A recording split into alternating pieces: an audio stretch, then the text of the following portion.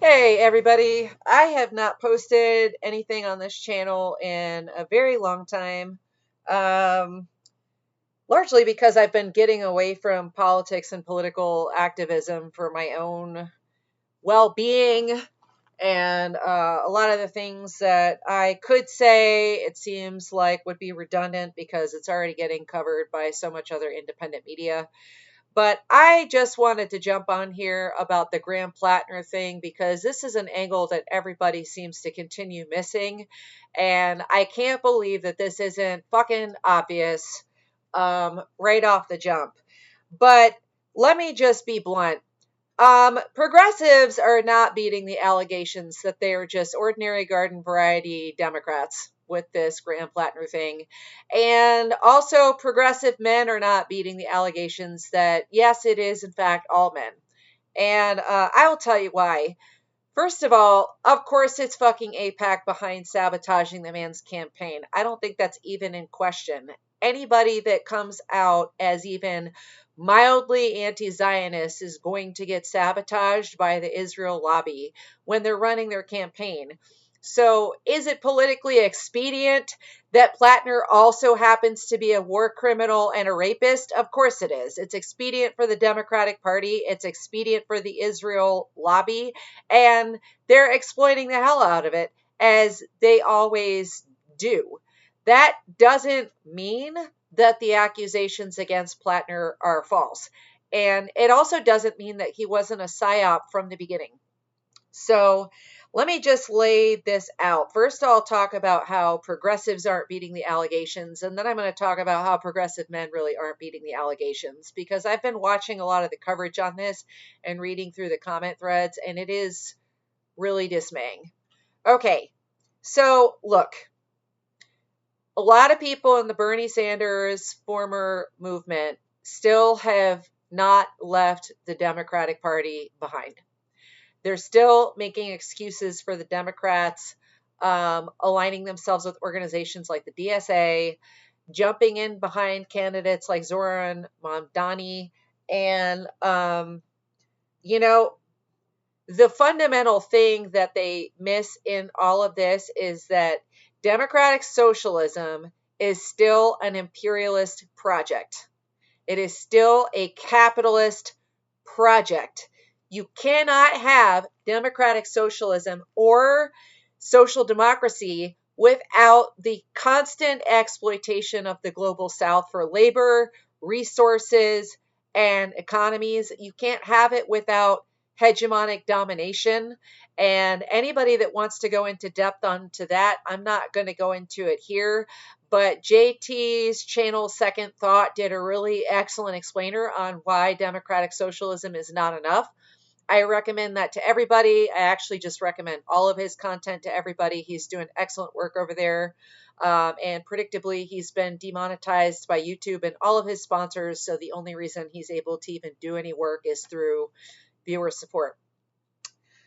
Democratic socialism as a project is still an imperialist and capitalist project. If you pay close attention to the rhetorical platform of DSA, and as most of the people who self identify as progressives, they may have a certain level of opposition to particular wars that the American empire commits. They may have a particular opposition to certain types of war crimes.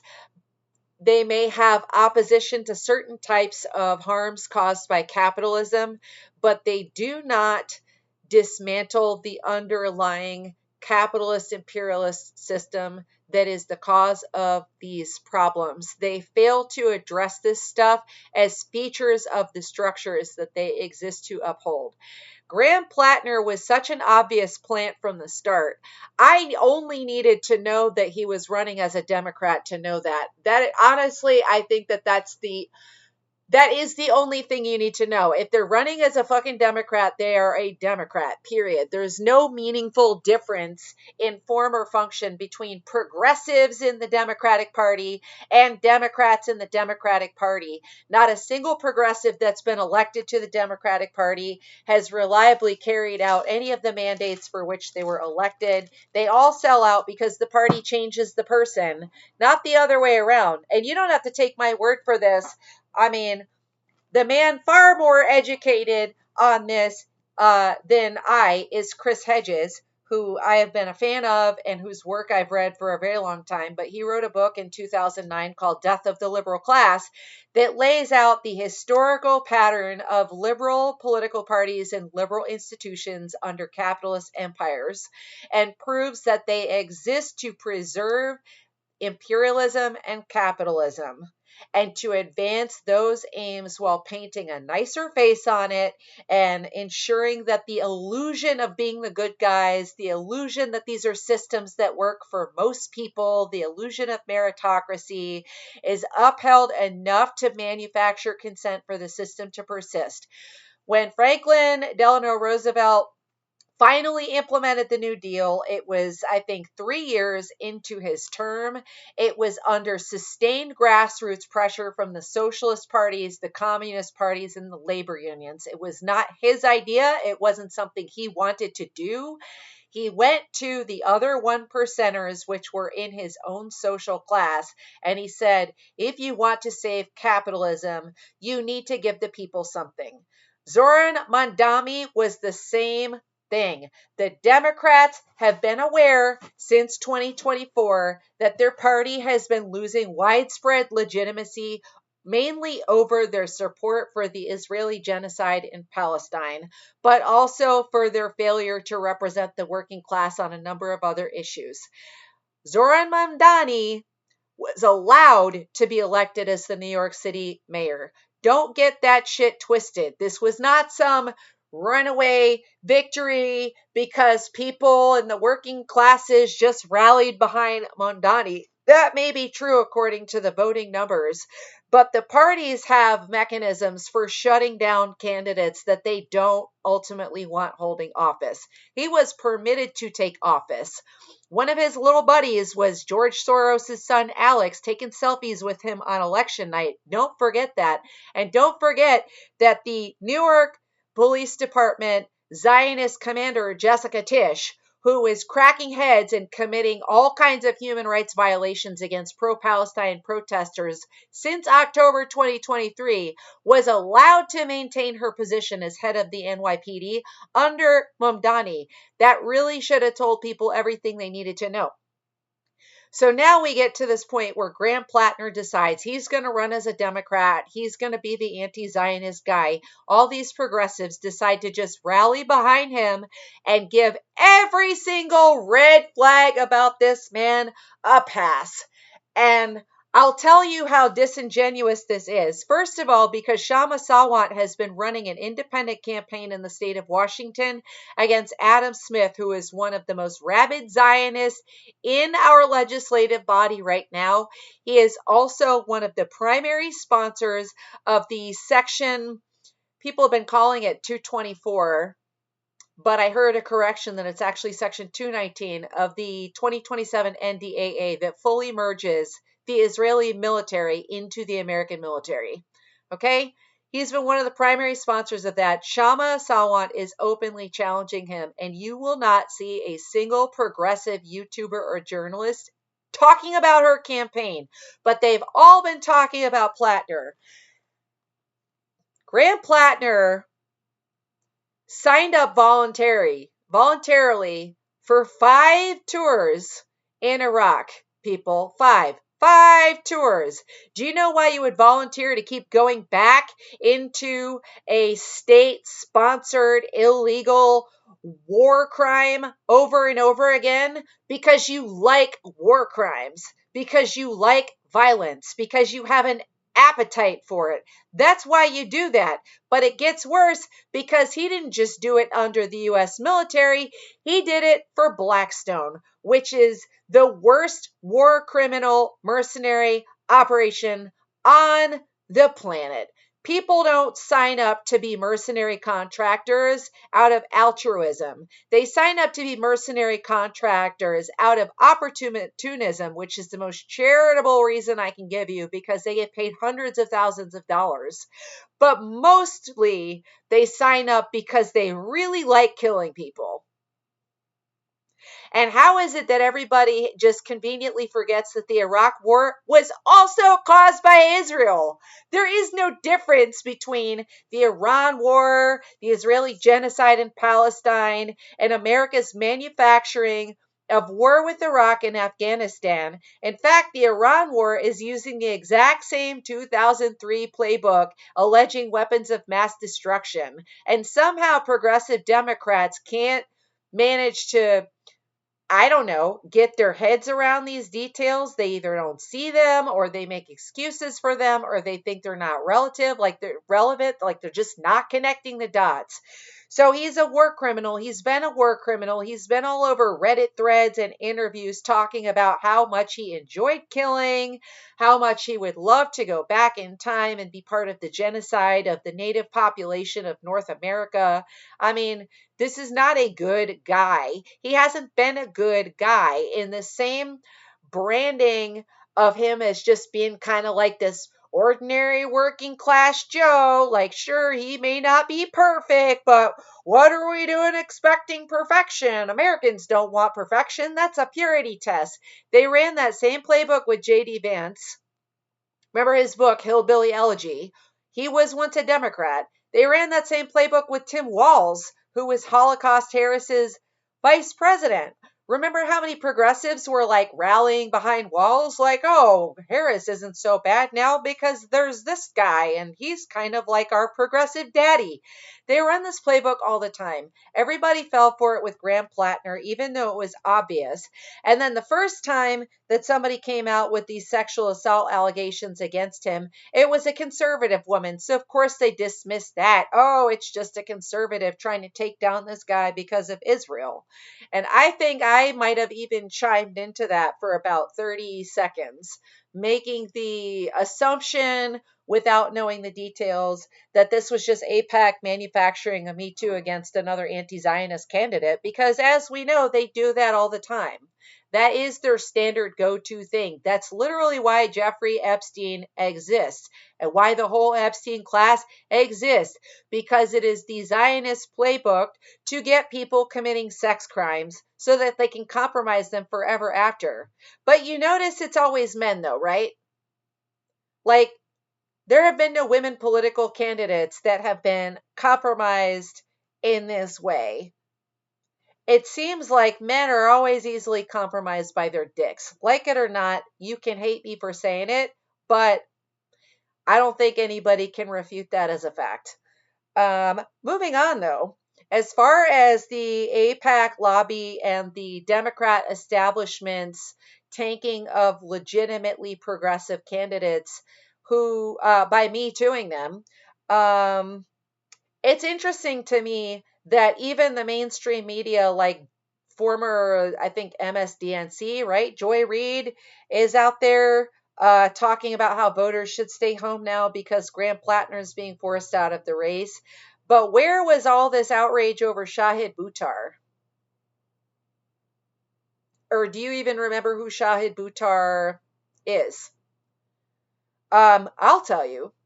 Shahid Buttar in 2020 ran a congressional campaign in San Francisco directly opposing Nancy Pelosi, who is objectively one of the worst, most damaging war criminal, insider trading, corrupt Democrats in the last 100 years in our Congress.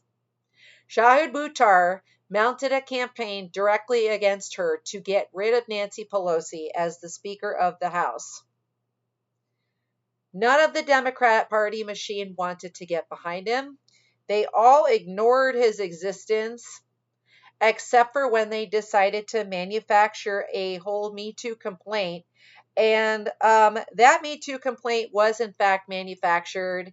It was pretty baseless. They really had nothing at all to go on. The allegations were entirely incoherent. And not a single progressive ever came out in defense of Shahid Buttar or his campaign. In fact, those were the exact same progressives that also attacked everybody on the left that was demanding a floor vote for Medicare for all. Remember that? The floor vote for Medicare for all was going to be holding Nancy Pelosi's speakership hostage in order to get everybody openly on the record about whether or not they actually support universal health care. Most of the same progressives making apologies for Graham Platner were also opposed to holding the Democrat Party accountable for universal health care and their position on universal health care. And they manufactured a whole entire scam, fear-mongering that if Nancy Pelosi was not supported to be Speaker, then Republican Kevin McCarthy would have ended up Speaker of the House, which is provably false because that's not even how the whole Speaker of the House thing works. So we ended up with Hakeem Jeffries instead, who is a flagrant Zionist. Democrats did the same thing to Green Party candidate Matthew Hoh, who came out. I can't remember what state he was running, and I think maybe it was Massachusetts, but he ran on the Green Party ticket. He was gaining popularity. He had a pretty sizable movement behind him. Democrats manufactured a Me Too thing against him. He was also anti-Zionist. That was just as equally baseless. But somehow you never saw the AstroTurf media campaign rallying behind Shahid Buttar or Matthew Hoh the way that you do rallying behind Graham Platner. So I want you to really contemplate that, because that is one of the most obvious signs of a psyop. When there is a media AstroTurf campaign, when you see somebody's name suddenly everywhere all the time, constantly being talked about and pushed forward in some way or another, that is a pretty fucking guaranteed psyop. And they did the same thing with Mamdani, by the way. The Democratic Party knows that it has to launder its image of being the constant support for Israel. And they are willing to take certain hits and allow certain progressives to actually succeed in campaigns and take office, as long as it means maintaining their hegemonic power over the party, because they know that once these people are in office, they're not actually going to do anything that meaningfully challenges the power of the empire or the Epstein class. And if you look at it, even Zoran's positioning is mostly rhetorical. Like, yes, he seems to be advancing some working class centered policies in New York. But again, these are not policies that meaningfully challenge power in a way that exceeds the kind of hits that power took, let's say, back during the New Deal era under FDR. So Platner's Me Too campaign is being treated completely different than Shahid Buttar's, completely different than Matthew Hoh's, and identically to the way that the liberal class treated Tara Reade when she came out and accused Joe Biden with provable allegations of sexual assault in his 2020 campaign. So that's just more proof that progressives are just Democrats. They're literally doing the exact same thing. In fact, a lot of progressives from the former Bernie Sanders movement did dismiss Tara Reade's allegations, did accuse her of acting in bad faith, did make excuses for Joe Biden, and did in fact vote for genocide because of their Trump derangement syndrome. They did. But now progressives, whether they voted for Joe Biden or not, are doing the same thing with Graham Platner that they did to Tara Reade in order to run cover for Platner in the exact same way that Democrats ran cover for Joe Biden. No meaningful difference at all. None. No difference. But let's talk about progressive men, because there has been this furious debate about whether it's all men that are upholding patriarchy and rape culture. And there's been a whole lot of fervent, male-centric defensiveness going on, proclaiming that it's not all men. And the favorite canard of men who are not Trump voters who are not MAGA or conservatives is they really love to proclaim that only MAGA men, Trump men, conservative men are those kinds of men. And I will tell you that that is provably false. Exhibit A was a few years ago during the whole man versus bear viral thing where there were people doing street interviews of women in various countries asking women, if you were trapped alone in the wilderness, would you rather encounter a random man or a bear? And 100% of women said they would rather encounter a bear. And then the same street interviews were done with men asking, if your daughter, your wife, or your sister was trapped alone in the wilderness with a man or a bear, would you rather she be trapped with a man or a bear? And all of these men also said bear. So even men are afraid of other men. But when this went viral, progressive media was also covering this story. And I was interested in finding out what the response was. And so I listened to some live streams and I watched the live chats and the comments. And the comment threads on these progressive media channels from men was almost 100% mocking women for saying this. Their tone and their rhetoric was exactly the same shit that conservative men were saying about the same viral question. There was no difference. If you lined up the comments from progressive men and conservative men without identifying them by their politics, you would not have been able to tell which men were saying what. So that was pretty obvious. And then as time has advanced from that point, it's also been obvious that although people on the sort of left, or at least the non-conservative, factions of politics that call themselves liberals, progressives, leftists, everybody's just making up their own definitions. How readily misogyny is overlooked. How readily sexual assault is overlooked, how easily it's dismissed, how easily the constant unequal distribution of labor in heterosexual partnerships and households is overlooked between men and women as far as who does the emotional labor, the mental labor, the caregiving labor, and several other issues. And I think it's easy to blur the lines because the Democratic establishment machine and the Zionist lobby use sexism as a canard all the time in order to smear male challengers from the left. Notice they can't do it to smear women from the left because women are just not compromised in that way. Like we have yet to ever see that. Kind of like, more reasons that maybe patriarchy should not be the ruling order of society. But it just became more and more obvious in my experience with even attending various events, various pro-Palestine organizing, working class organizing, the George Floyd protests, that men on the left are really not reliable allies of women at all. They hold on to a lot of the same misogyny. They give themselves a pass for their own exploitative behavior on dating apps, in relationships, etc.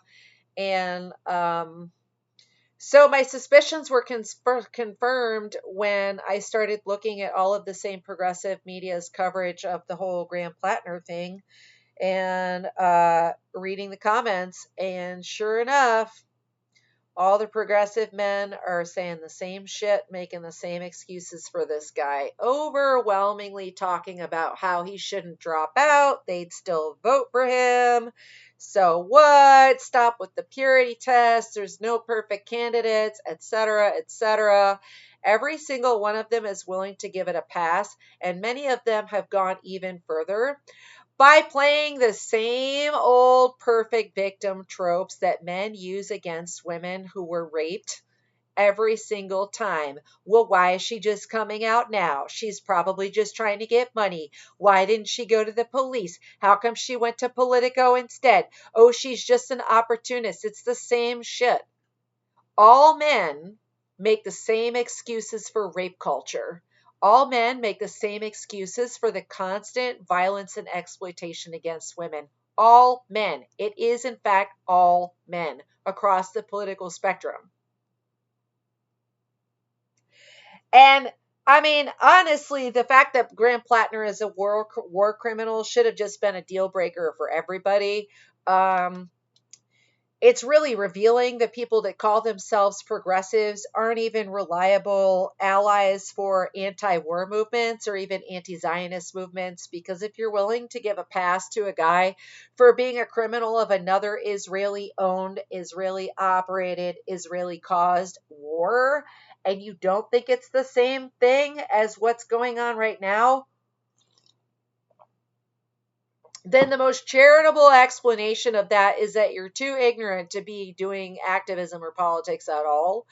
But the more likely explanation is that this is just the kind of moral relativism that progressives like to use in order to justify imperialism, capitalism, and colonialism, as long as they feel like they can extract some kind of harm reduction concessions that will benefit their own material lives.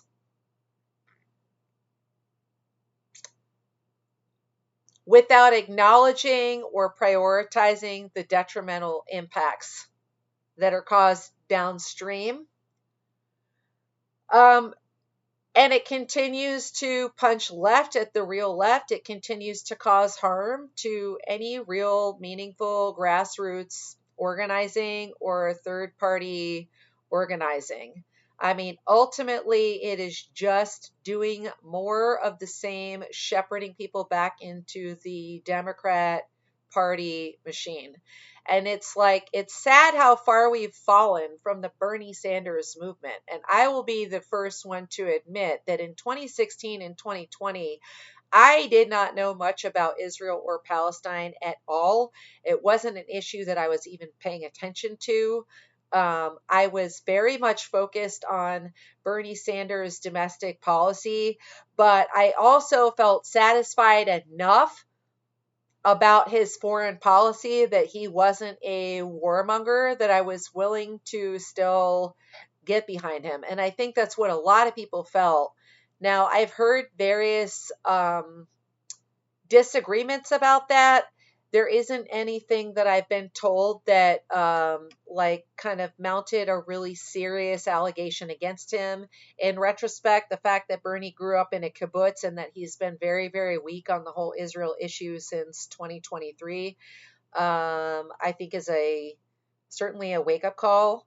But what's really disappointing for me about the Bernie Sanders movement is that we had tens of millions of people galvanized behind a very staunch platform of explicit demands that went directly against the Democrat Party machine. And the kinds of excuses and concessions that the former Bernie contingent has been willing to make for progressive candidates that aren't even a third of the caliber that Bernie Sanders was, and have even less of a chance of ever galvanizing a movement of that size behind them, is just really dismaying. I mean, 2016 should have been the moment that everybody just left the Democratic Party. You know, when people walked out of the DNC convention and protested in the streets with Nina Turner, that should have been the end of voting for Democrats, period. And there is really no excuse at all for not doing that in 2020. It's just like, I mean, look at every single progressive candidate now that people have wanted to rally behind and make excuses for. And they have no actual track record. There is nothing backing them up behind their rhetoric. people will jump behind anything just because they claimed that they're for or against something, and then they won't hold them accountable when they're in office. And it's particularly dismaying to me that there really isn't any kind of coalition that can be built on the left that is coherent enough to advance a real leftist agenda. I mean, and it's not because of purity tests. It's not because of minor ideological divides. It's because of the major shit. The biggest problem is the theory of change between progressive Democrats and the actual left, because the DSA contingent, the brand new Congress, the Working Families Party, people who are still getting behind these progressives in all these different races, still adhere to this provably false theory of change that the Democratic Party can be reformed from the inside. It cannot be reformed from the inside. This has been proven over and over again for decades at this point. The mountain of evidence that the Democratic Party can and will never be pulled to the left, it will never be reformed from the inside, is so huge that you really just have to be willfully ignorant to ignore it. And if you are feeling skeptical about that or wanting to educate yourself on that further, I again point you to Chris Hedges' book, Death of the Liberal Class. And also just his work in general, and to Kshama Sawant, again, running against Adam Smith in Washington, founder of Workers Strike Back. Kshama Sawant won 6 elections in Seattle running as an independent and an openly socialist independent. And she managed to advance every single policy objective that she promised while in office against a city commission of 9 Democrats that waged open war against her. So it can be done. But it's not going to be done from inside the Democratic Party. And, the other major problem is that the kinds of trade-offs that progressives are willing to make are really unacceptable trade-offs. When you're making trade-offs for war criminals because they're proclaiming anti-Zionism now, I mean, that's really not any different from the way that they are laundering Dan Bilzerian's image in conservative circles. If you didn't know, Dan Bilzerian is running for Congress in Florida against Randy Fine. Am I in favor of Randy Fine getting ousted? Of course I am. He's a rabid Zionist and just a completely psychopathic fucking evangelical dispensationalist ghoul. But Dan Bilzerian's entire career was as a manosphere red pill podcaster. That guy hates women. He has openly promoted deception, abuse tactics, and exploitation of women for years and years and years, made millions of dollars off of that on social media. And then as soon as the red pill and the manosphere starts collapsing in on itself, as more and more men are waking up and going, this is a scam, Bilzerian, I believe, saw the writing on the wall and said, if I want to stay a public figure and stay rich, I need to pivot to some other politically expedient thing. And he chose anti-Zionism because he saw the way that the wind was blowing and said, I know, I can act like a conservative that's against Israel, and I can galvanize people behind me, and I can break into politics where I can insider trade my way to hundreds of millions of dollars the same way every other congressperson ever has. And conservatives are laundering his image. People across the political spectrum are just jumping behind this guy. Oh, Bilzerian, he's anti-Zionist. Great, he's anti-Zionist, but are you really? When, I mean, Zionists are the most violent criminals against women and children on the planet. And if you built your entire career promoting violence and exploitation toward women, how real is your anti-Zionism? I mean, it's about as real as progressives' anti-imperialism when they're supporting a guy that chose to do 5 tours in Iraq for a mercenary corporation and be an agent of torture at the Abu Ghraib prison complex. And are giving him a pass for being violent, abusive, and not respecting consent. I don't know, guys. I mean, at some point, I was going to do a pivot on this channel and just announce that I'm stepping away from politics and political activism, and I am. It doesn't mean I don't pay any attention to it at all. It just means that I don't think it's a good use of my time or energy. I spent over 10 years trying to inform people through my own social media, through my writing on Medium and Substack. It has never generated any revenue for me. Often it's been to my own detriment, especially my own economic detriment, putting time and energy into doing that instead of actually building my own material safety and stability. And it's just bad for my mental health. I hope that that the timelines in the United States shift toward a better country for everybody. But after observing the downfall of the biggest political movement we've had in the last century, which was the Bernie Sanders movement, and witnessing how completely incoherent it has been for years and years, I don't think that that's going to change.